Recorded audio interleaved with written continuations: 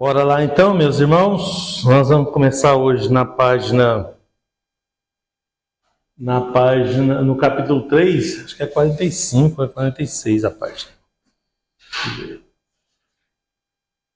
45. É o capítulo 3, mas é a aula 3, tá? É a ética do decálogo. O decálogo, né, vocês sabem os 10 mandamentos, né? Os 10 mandamentos. Então, onde é que está a ética dentro dele? Como é que funciona a ética dentro desse decálogo? Então, tem uma tendência natural na mente das pessoas que quer anular as propostas divinas do contexto atual, porque acredita que foi dito no Antigo Testamento. Então, tem muita gente que fala que o que é do Velho Testamento é produto da lei, né? E não é aplicável ao Novo Testamento, tá? Então, muita gente acredita nisso, que essas coisas que foram feitas no Velho Testamento não servem para o nosso período do Novo Testamento, tá? Algumas pessoas, vamos dizer assim, né? Não são todas as pessoas, mas tem isso é muito forte no nosso meio. Outros, ao contrário, mergulham numa graça tão liberta que se aprisiona nos seus liberalismos, né? Liberal demais, né? E na era cristã. E dessa forma vivem dos extremos da religião. Então tem os dois extremos. Tem um extremo que a pessoa fala que tudo é da lei, que não serve para o nosso tempo. E os outros são liberais demais e faz aquelas interpretações liberalistas que acaba prejudicando também. O IES, né, no comentário dele, coloca algumas indagações. Existe uma relação entre a lei, Torá. Eu já falei para vocês que Torá não é bem lei, né? Não é exatamente, tá? Mas hoje a gente vai falar sobre isso. Revelado por Deus, né? E outros povos que não seja o povo de Deus, né? Isso é revelado por Deus para o povo de Israel ou para outros povos, né? A lei de Deus serve só para o povo de Israel ou para todo mundo, né? Ou a lei mosaica, né? O decálogo tem algum valor para muitos povos da terra? É uma pergunta.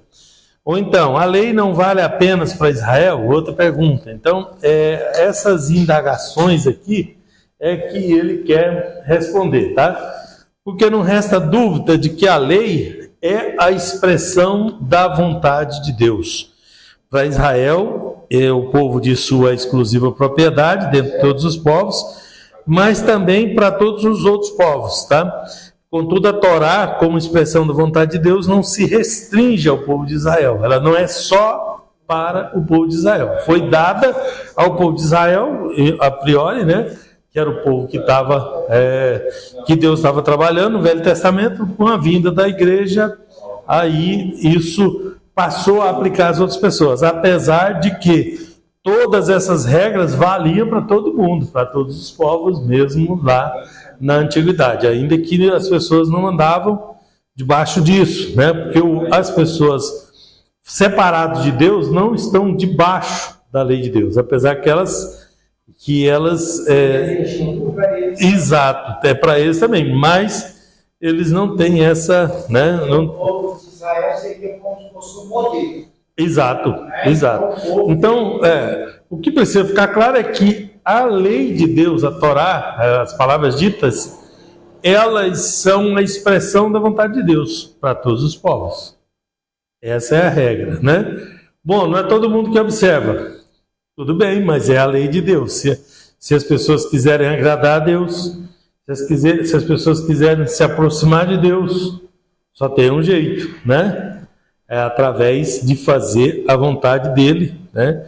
E de se enquadrar nos outros detalhes que a gente vai vendo aqui, tá? Então vamos para o relacionamento com Deus, né? O nosso relacionamento com Deus. Nós temos aí os 10 mandamentos, o decálogo, né? Onde os primeiros quatro mandamentos falam do relacionamento da criatura com o seu Criador. E os outros 6, são 10, né? 4 é o relacionamento com Deus e 6 o relacionamento entre as pessoas, né? Entre nós. Para vocês gravarem isso direitinho, para que não haja problema de entendimento, eu costumo explicar isso aqui com a cruz. Com a cruz, tá? Onde você tem uma haste maior, com fundamento que aponta para Deus. A haste maior que aponta para Deus, tá? Essa fala do nosso relacionamento com Deus. E é maior porque maior é, né, o nosso relacionamento com Deus. A outra, horizontal, é o relacionamento entre nós, aqui, tá? Então, eu exemplifico isso na cruz. Os 6 mandamentos do relacionamento humano estão na horizontal e os 4 do relacionamento com Deus estão na vertical, tá? Porém, tanto o primeiro bloco do relacionamento com Deus, tá, que remete ao relacionamento com Deus, tem implicações nas relações sociais. Nós estamos falando de ética, qualquer um dos 2 blocos tem implicação moral, social, tá? Nos relacionamentos, no nosso relacionamento, como a gente vai ver, tá? Tanto do primeiro bloco quanto do outro bloco, tá? Implica na vida de adoração ao Senhor, implica no nosso relacionamento com Deus e nas nossas relações sociais. Todos eles, tá? Então, todos os 10 mandamentos, né, tem a ética no meio, tá? Já que nós estamos falando de moral, de relacionamento, relação social, tá? Primeiro mandamento dos 10: não terás outros deuses, né? Deus é o único Senhor. E essa é a oração principal de Israel, tá? O povo de Israel usa essa oração como a oração principal. A gente chama de Shema Israel, Adonai Eloheinu, Adonai Echad. Deus sendo o único Senhor, sendo um só, tá? Não terás outros deuses, né? Neste primeiro mandamento estão presentes os deveres a serem respeitados para com o Senhor. Neles estão contidos a adoração como Deus. Nesse primeiro mandamento fala de Deus, que exige adoração a Ele, tá? Então, a exclusividade da adoração a Deus, tá? Então, aí, não terás outros deuses. Você não vai... Aliás, eu já disse para vocês e repito, não existem outros deuses, tá? Somos monoteístas, cremos que só existe um Deus. Todos os outros são fruto da vaidade do coração do homem.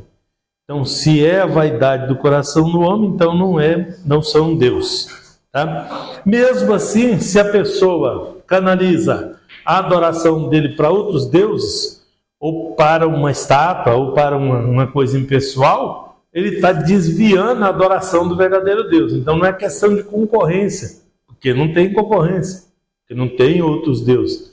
É só uma questão da pessoa estar longe de Deus, se afastar de Deus, né?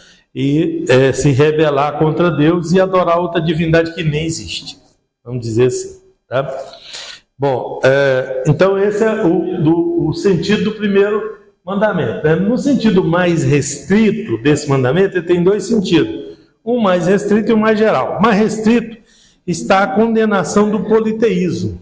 Deus condena o politeísmo, que a pessoa crê que existem mais deuses. Tá? E nisso aí os demônios atacam pesado, né?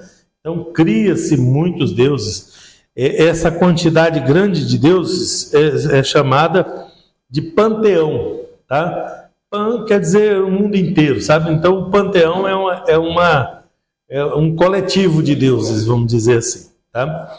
E no sentido mais restrito é isso, é Deus condenando o politeísmo, a pessoa adorar outros deuses. No sentido mais amplo, né, a concorrência divina pode ser demonstrada em várias ações da conduta humana, tá? Deus não criou deuses, Ele é único, tá? Ele é único, Ele não criou deuses. O homem é que criou supostos deuses que ele não tem. O único que tem poder de criar é Deus. é o único que tem poder de criar. Então, outros deuses não poderiam, se Deus não criou Deus, outro ser não poderia criar, porque só há um Criador no universo. Em hebraico tem uma palavra, chama bará, é o verbo criar.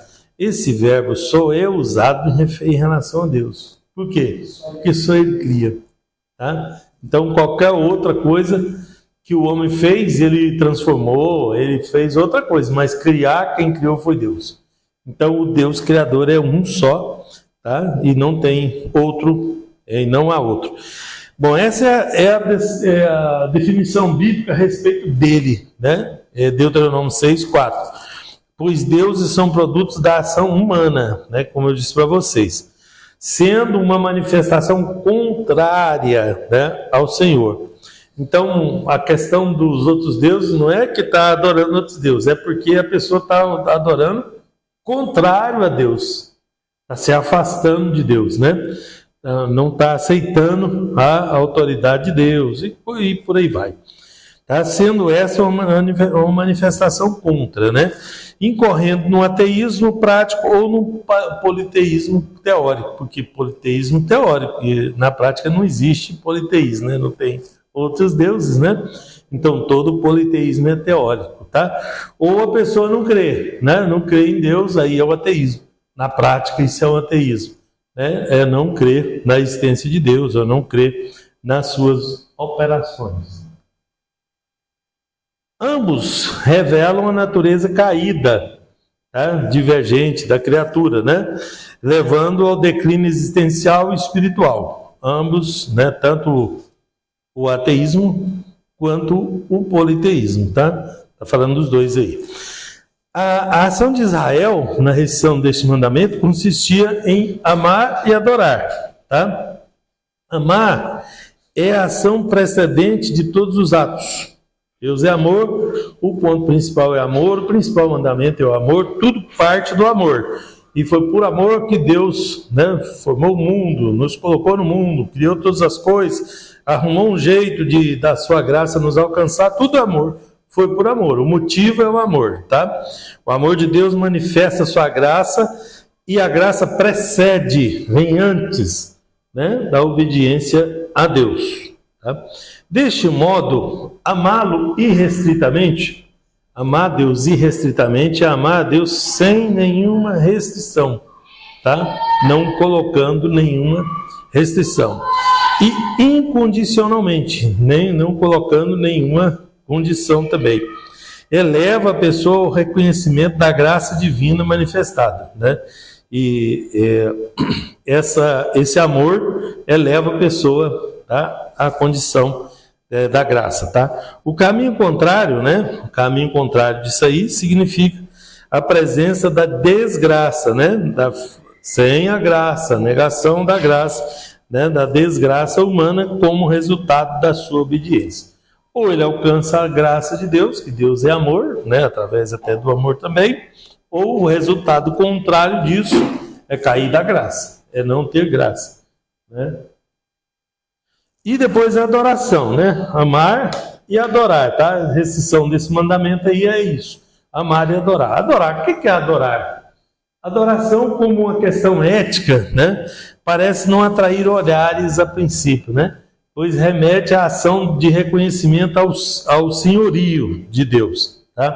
Em vários centros de estudo, quando a discussão é no campo da ética, o foco termina nos temas que falam dos relacionamentos, né? De decisões de natureza social e política, né? Que são os humanos. Quando fala de adoração, aí está falando com Deus, então no campo da ética às vezes não é. Mas o que vem a ser adorar? Adorar a Deus é elogiá-lo, é exaltá-lo, é colocá-lo na posição que lhe é própria, né? Então, quando eu adoro a Deus, é quando eu o exalto, quando eu o coloco na posição de que Ele é, né? E nos Salmos a gente vê, né? Em toda a Bíblia a gente vê adorações, né? Os pontos de adoração. E o nosso principal mandamento, o principal mandamento para o cristão, né? Para o ser humano em geral, porque vale para os outros também, é adorar a Deus sobre todas as coisas, né? Amar a Ele e adorar. Adoração é elogiá-lo, tá? É colocar Ele na parte que Ele é. Contudo, o dever para com Deus está presente na questão, porque se há uma dívida, então tem o problema do pagamento, tem a necessidade do pagamento, tá? Por isso que entra na questão ética, por causa da contrapartida aí que nós devemos a Deus, né? Se Deus exige, né, que os seus adoradores o adorem em espírito e em verdade, então tem a dívida e aceitamos que isso existe, que tem a dívida, então somos devedores, então devemos pagar. Então a questão ética entra por isso, tá? Por esse motivo. A adoração é um dever para com o Senhor. Qual página que eu estou aí mesmo? 46, né? É um dever para com o Senhor. 7, né? E a ação contrária significa pecado em relação a Ele. Então, adoração é um dever, né? É uma dívida, tá? Para com Deus. E o contrário disso é um pecado, né? Em relação a Ele. Porque é a falta de pagamento dessa obrigação. Adoração no seu sentido restrito estaria limitada ao contexto de Israel, né? Na prática litúrgica ali, oferecer holocausto. Então, quando a pessoa oferece holocausto, quando a pessoa faz o sacrifício, olha o que eles tinham aí: holocausto, oferta pacífica, oferta de manjares, né? E essas sendo voluntárias, né? E o sacrifício pelo pecado, sacrifício pela culpa, esses dois últimos são obrigatórios, não eram voluntários, né? Veja que o primeiro grupo é voluntário, o outro grupo é obrigatório, tá? E a adoração também no contexto das festas de Israel está no sentido restrito. O sentido restrito, então, está nessas formas de adoração aqui, onde eles apresentam isso a Deus. Para quê? Aqui entra essa palavra, não tem no manual de vocês? Propiciação. Vocês só vão ver essa palavra propiciação no âmbito religioso. Porque o que quer dizer propiciação? É você fazer algo que agrade a divindade, para que a divindade lhe seja propício. Por que eu usei a palavra divindade? Porque a propiciação é usada também nas idolatrias. O sujeito faz alguma coisa para agradar o Deus dele, para que o Deus dele lhe seja propício. Isso é propiciação. O sentido da palavra propiciação é eu tentar agradar a Deus, para Deus me ouvir, para Deus me atender. Nesse caso, então, para outros deuses, ou se fazer a colocação, seria tipo uma oferenda. Tipo uma oferenda, que é a mesma coisa aqui. Aqui também. Holocausto, ele oferece o cabrito, ele oferece a ovelha, ele oferece o pombinho. Tudo isso para que Deus lhe seja propício.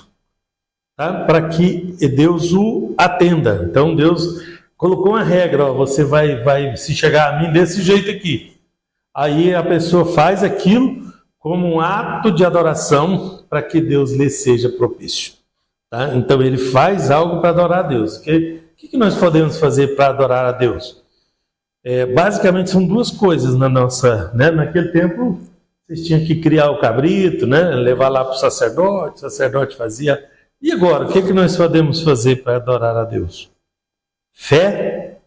Então, pela fé, quando nós acreditamos, quando nós nos aproximamos dele pela fé, então ele nos será propício se nós tivermos fé. Então, não vai adiantar você matar o carneiro, não vai adiantar você levar a oferenda, né? Essa oferenda não vai agradá-lo, né? Ainda que eu posso também louvar a ele, porque quando eu louvo ele, eu estou no meu louvor, eu estou exaltando, eu estou elogiando. Então o louvor também é uma forma de propiciação, né? Para adorar ele.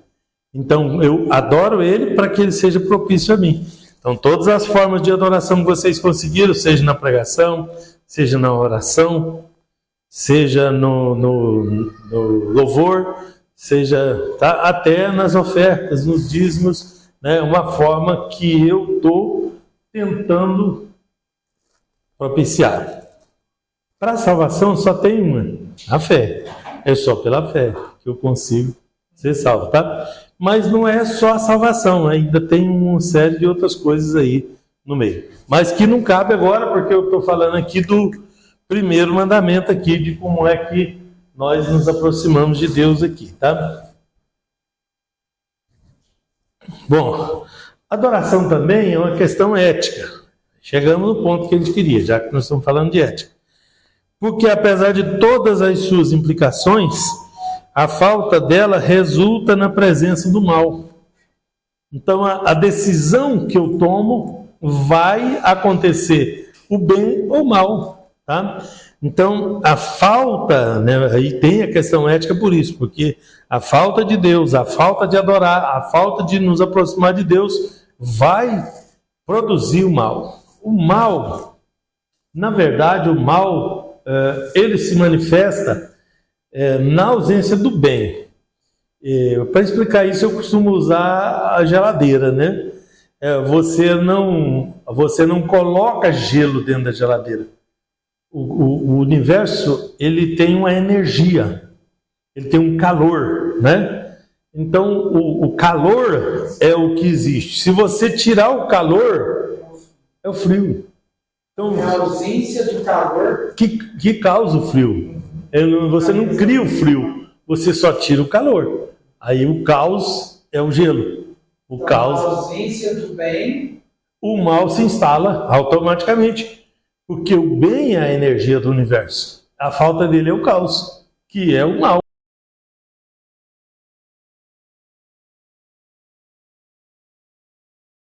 Né? Imagina, a Bíblia deu outro exemplo, que é o exemplo da luz e das trevas, né? Falou que que ele é a luz e nós estamos na luz, mas se tirar a luz, o que acontece? As trevas. Então você não produz trevas. Quem é que produz trevas? Ninguém. Você produz a luz. Aí você bota a luz lá, você botou a luz, as trevas vão embora. É automático. Tá? Então a falta de luz é o caos. Tá? Então, mesma coisa. Você tem o bem, você tem a adoração, tá tudo bem. Tirou, trevas. É o que ele falou, né? Quando for tirado, né? Quando a igreja for arrebatada, quando a fé for arrancada do mundo, for retirada do mundo, o caos vai se instalar. Aí vem a grande tribulação. Isso aí que o senhor está falando, quando eu estudava, né, um tempo atrás, realmente, o professor falava, era a ausência de calor, não existe um frio, era a ausência de calor. Sem o calor, aí ficava frio. Instala o caos. Exatamente. Então, por isso eu poderia dizer para vocês que onde é que vai se instalar a grande tribulação? Onde é que vai se instalar o mal? Quando o bem sair. Então não faz sentido eu falar que esse bem vai passar pela grande tribulação. É outro motivo, eu tenho vários motivos, tá? Só estou dando um para vocês agora. Faz sentido. Porque se você tira o sal da terra, vai apodrecer. Então a podridão vai vir quando? Quando tirar o sal. Depois que tirar o sal. Enquanto o sal está lá, não tem a instalação do mal. Porque no caso a tribulação, aí eu gostei disso. No caso a tribulação, né? Como que vai ter a tribulação se existe o bem? Tirando o bem. Tirando o bem, aí o caos se instala. Sim. Aí a treva se instala. Aí o gelo está esperando lá, né? Tá, não, era só para vocês pensar, raciocinar da forma correta que, né, a proposta aqui. Quando observar os textos de Mateus, né, numa conversa de Jesus com um jovem rico, né, vem uma exigência implícita de lealdade a ele. Né? O próprio Jesus exige que ele seja leal, que é a exigência que eu estou falando. Né? Então nós devemos adoração a Deus, porque é uma exigência dele. Por que ele existe? Porque ele é o dono de todas as coisas, é o criador de todas as coisas. Né? E ele espera que os adoradores o adorem em espírito e em verdade. Tá? Então, se ele é o dono, é ele que manda. Né? É ele que determina o que... Bom, eis que alguém aproximou de Jesus e perguntou: mestre, que farei né, de bom para ter a vida eterna? Aí, é aquela pergunta, né? Jesus falou para ele que não adianta, né? Você tem que obedecer. Se você quer entrar na vida, obedeça os mandamentos. Na vida eterna, tá? Obedeça os mandamentos. Aí a pessoa, ele ainda retruca, pergunta quais mandamentos, né? Interessante que Jesus falou dos mandamentos, dos 6 que eu falei para vocês. Falou para ele, ó, não matará, não adulterará, não furtará. Foi o que Jesus falou para ele. O mandamento do homem. Isso. Ele falou, bom, tudo isso aí eu tenho obedecido, né? Falei, ainda está faltando. Agora falta os outros, né? Pegou ele no contrapé. Bom, Jesus então esclarece que a vida eterna está condicionada à obediência, tá? Aos mandamentos do Senhor. Inquirido, vai, solta aí. O que acontece? Se ele tinha esses 6 aqui, certo? Mas a questão não foi questionada para vender tudo e tal, aos pobres. Se ele tinha esses 6. Que ele imaginou que tinha. Jesus falou que ainda está faltando, né? Ele falou, não, eu tenho, não, nem esses aí você não está cumprindo, porque os que ele falou ainda está faltando os outros ainda, né? Deu não, todo jeito deu ruim. Bom, então, inquirido pelo rapaz a respeito da eternidade com Deus, né? Ele perguntou o que eu faço para herdar a vida eterna, né? Quando ele perguntou quais os mandamentos, Jesus deu para ele, né? Referiu àquela parte da obrigação com a pessoa. No tudo do rapaz, no tudo que ele falou tudo, né? Tudo isso eu tenho feito, né? Não estava a obrigação para com Deus. Não estava a parte de que ele tinha citado, não estava essa outra obrigação aí. Nesses versículos citados, a perfeição é caracterizada pelo desprendimento material em obediência à totalidade dos mandamentos, né? É o que Jesus exigiu dele. Mas, no outro sentido, há aqueles que não se curvam, né, diante de nenhuma dessas divindades. Contudo, ele está falando das outras divindades que apareceu lá, no restrito à adoração a Deus do panteão egípcio, né? Baal, Moloque, Astarote, apesar que esse nome Baal aí é questionável porque no hebraico Baal pode ser senhor também, pode ser usado até no lugar de Deus, viu? Não é um nome próprio de uma divindade, não. Mas tem um Deus também chamado por esse nome. Então, há essa interpretação aí, tá? Moloque, Astarote, né? E tantos quantos surgem. Mas, no outro sentido, aqueles que não se curvam diante de nenhuma dessas divindades, contudo, ainda cometem pecado se na exclusão dos deuses do panteão não adorar o Deus verdadeiro, que aí seria a negligência, né? Então tá, eu não vou adorar a nenhum Deus desses que aparecem. Mas se eu excluir eles e também não adorar o Deus verdadeiro, tá errado também. Aí eu não fiz o que eu deveria fazer. Onde eu posso ver isso, né? Você veja com o povo de Israel. A maioria das pessoas em Israel, eles rejeitam todos aqueles deuses lá, mas também rejeitam Jesus, o Filho de Deus, o Messias, o enviado, que eu poderia provar de várias maneiras que ele é o enviado de Deus, né? E no caso aqui aconteceu de errarem nisso, na adoração, apesar que Deus tem uma promessa especial para aquele povo de os recuperar, tá? Mas isso ainda está para frente, isso ainda vai ser na tribulação ainda, né? Vai ser num momento difícil. É melhor antecipar o negócio, né? Garantir jogar o carimbo na passagem agora, né? São aqueles que as pessoas acham que tem chance ainda na tribulação, mas na verdade são só para os judeus, né? Pois é, e a gente não pode afirmar que seja só para eles, mas também não posso afirmar que tenha para outros povos, porque aquele período é para os judeus, porque é o momento de Deus tratar com o judeu. Mas pode ser que ele vá tratar com outras pessoas, receba também, porque quando foi para tirar o povo do Egito, teve egípcio que falou, não, eu acredito. Aí o que ele fez, ele cumpriu lá, não morreu, os primogênitos, ainda veio com Israel, veio várias pessoas junto com Israel e foi aceito dessa forma. Então, é provável que vá ter sim. Mas não posso cravar, né? Porque não tem nenhum versículo aqui, tá? Bom, outros deuses que não ocupam espaço espiritual, mas estão presentes, né? Que é o dinheiro, deuses que não ocupam espaço espiritual, tá? Que a Bíblia chama de Deus, tá? Que a pessoa adora aquilo como Deus, né? O dinheiro, né?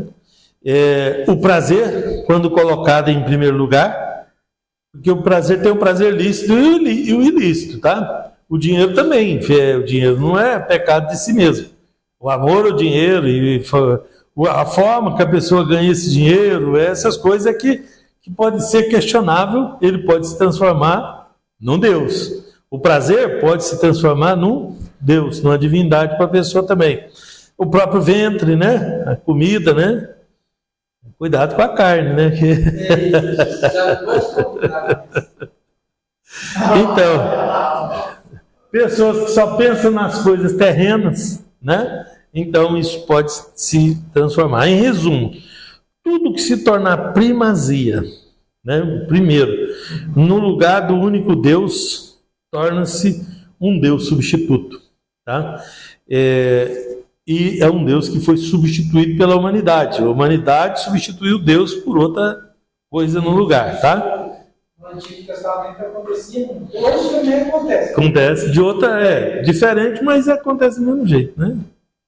Isso tudo é um insulto a Deus, tá? Vai subir para pregar às vezes, para ter uma conversa com Deus lá, e volta tal dizer, então, mas acontece do mesmo jeito. A pessoa, por exemplo, ele endeusa o trabalho dele.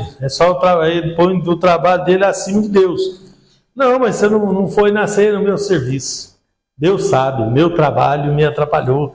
Aí ele não tem, a prioridade não é Deus, é o trabalho. Quando a pessoa usa esse Deus sabe, aí já sabe que ele vai arrumar uma justificativa que não justifica, né? Como é que você vai justificar o injustificável, né? Bom, aqui entra na doutrina da separação. Tá? Você lembra da doutrina da separação? É uma doutrina importante, né? Que é a doutrina da santificação. A palavra santificação quer dizer separado, tá? Santificar. Separação de qualquer possibilidade de contaminação do sagrado. Então, a santificação, a Bíblia fala que sem a santificação, ninguém verá o Senhor. Por quê? Porque a santificação é justamente onde você se separa do mundo, onde você tira um tempo para se aproximar de Deus, para que o mundo não acabe virando um Deus na sua vida, entendeu? Tem coisas que os gatilhos que Deus deixou são vários, mas tem um que atinge o homem de cheio, que é o dízimo. O dízimo é uma forma de Deus regular para que a gente não endeusar o dinheiro, para a gente acabar vendo que o dinheiro não é tudo, que Deus é mais importante. Então, quando ele tem um significado mais profundo do que simplesmente o que as pessoas querem saber, se está na Bíblia, se não está, se é lícito, se não é lícito, se leva para o inferno, se não leva. Aí aquilo já está lá, e é um gatilho, e é uma forma de Deus que Deus deixou para nós. Então, eu posso dizer para vocês que quando eu entrego a minha contribuição, quando eu levo a minha contribuição, que é mais ou menos a mesma coisa quando a pessoa levava o cabrito, porque ele levava o cabrito para adorar a Deus, o cabrito era patrimônio dele. Se ele ficasse com o cabrito, ele vendia ele para outra pessoa, então ele tirou do dele. Então, quando ele tira do dele para adorar a Deus, isso é uma forma de santificação. Ele se sente santificado. A mesma coisa a pessoa quando ele leva a contrapartida para Deus. O problema do dízimo é que ele é mal pregado nas igrejas. As pessoas não sabem colocar ele na posição correta para, né, o outro, o adorador, entender a importância disso, né? Onde é que isso entra na adoração e o que isso vai fazer diferença na vida dele, né? É isso que precisa, porque a aplicação é que tem que ser pregada, aplicação prática. E por que isso vale na minha vida? Exemplo, hoje eu vou pregar para vocês sobre a Arca de Noé. Vou falar para vocês o tamanho da arca, as medidas, o que cabia, e o betume que, né, selou e não entra água e tudo. Você vai ficar aí prestando atenção no que eu falo. Se eu não aplicar isso, não colocar você dentro da arca em algum momento, você não vai receber a minha mensagem. Você vai... Não, ele passou o culto inteiro falando da arca lá, um negócio grande lá, um trem difícil de acreditar. Não coloquei ele nela. Então, qualquer pregação minha, eu tenho que ter uma aplicação nela. Se eu vou explicar para as pessoas o que é separação, é importante eu ter a aplicação. O que isso vai fazer de diferença na minha vida? Eu toquei no dízimo, então eu tenho que aplicar isso. O que isso vai fazer de diferença na minha vida? Eu só vou tirar do meu? Não, peraí, isso é muito mais do que você imagina. Não vou falar mais dele aqui.